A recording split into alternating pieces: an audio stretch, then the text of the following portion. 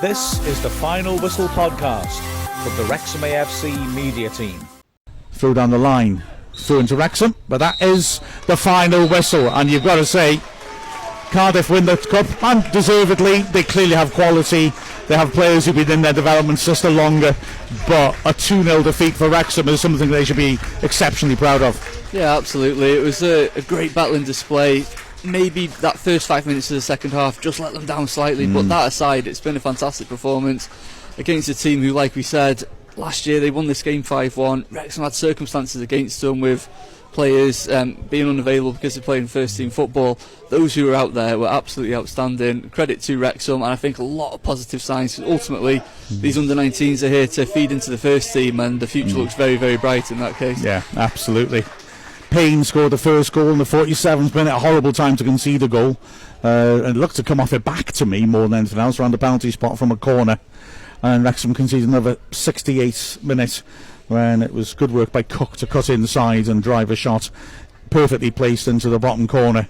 But Wrexham had moments as well. Bethan Jones was denied by a superb last-ditch challenge. There were a couple of sharp saves as well by Faye Jones, one of which was magnificent. Yeah. And all in all, I just think that, like I said, they're playing at a disadvantage against a much older team, and the truth of the matter is that this was heroic. And I thought you put it beautifully when you said you can pick a woman in a match, but you're doing a disservice to all the others, because that was terrific across the team. Yeah, absolutely. Fantastic team performance. I mean, it's a shame because it goes on the record book as a defeat, and it's going to hurt. It's going to be a difficult drive back to Newtown for these young girls, regardless of how the first team get on later on.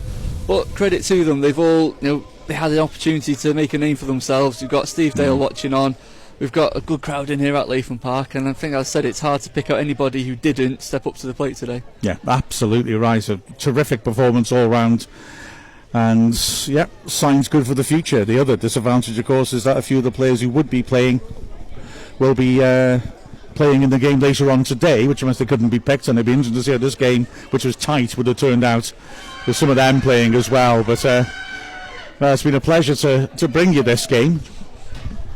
It's been absolutely fantastic, a real treat. I'll have a look at if you ask Wrexham questions now to see if any more filtered through, but that was a real delight. And remember, we will be back later, 4:30 kickoff, so we'll be back about 10 minutes before that for the promotion playoff.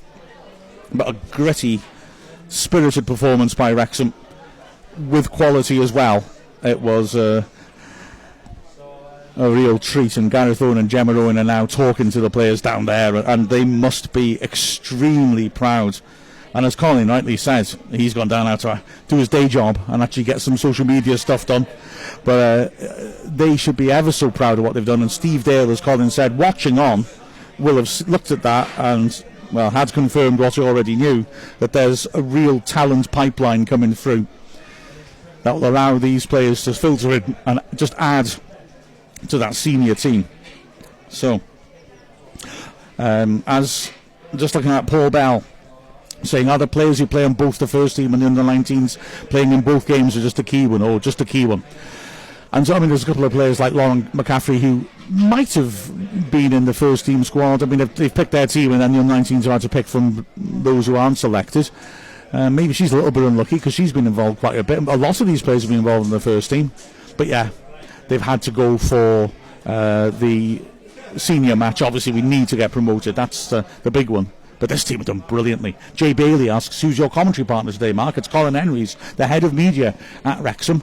He's a top bloke. And not only that, he has been following, of course, all the women's and under-19 women's teams' games. So he knows those players so well, which is why I had to lean heavily on his expertise sometimes to make sure. But I have been watching the end of the season for the women's team. To be frank with you, I'd love to be able to give the same level of coverage for this team as for the men's team. It's just finding the time, sadly. But I've been delighted to at least bring the end of the season in an audio manner. Pamela says, I think every third person in Wales is named Jones. It felt that way in this game. Absolutely right. I'll just say as well that there won't be any highlights of this, and it's not the club's fault. S4C aren't letting us use the footage, I'm afraid. So that's very frustrating, but there won't be footage of this or the promotion game. But like I said, not from our choice, I can assure you. The game is live, of course, on S4C, and we'll be commentating live too. And so, yeah, Ron Wilk asks, isn't it easier to just call them all Jones? I don't know if I think I'd be cheating a bit here. Beer Bear Beer says, was there a record number of Joneses on the pitch? Well, how do you know I'm not just saying Jones to be on the safe side if I'm not sure what it was? No, I wasn't, honest. Timothy awake this morning for the Wrexham women's matches. First team playing for promotion to the Premier League. Back-to-back days listening to the commentary. So I hope you're having a good time. Pity that game didn't go our way, but it would have been difficult. And yeah, it was a gritty performance that by Wrexham. Regular Ask Wrexham correspondent said, a non sequitur. Whenever you say spearing now, I do a double take. Spearing's a foul in American football when a player launches into another with a crown of their helmet. It started getting penalised because the players who did it kept getting spinal injuries. Yeah, well, yeah, it is a player called spearing, I promise you.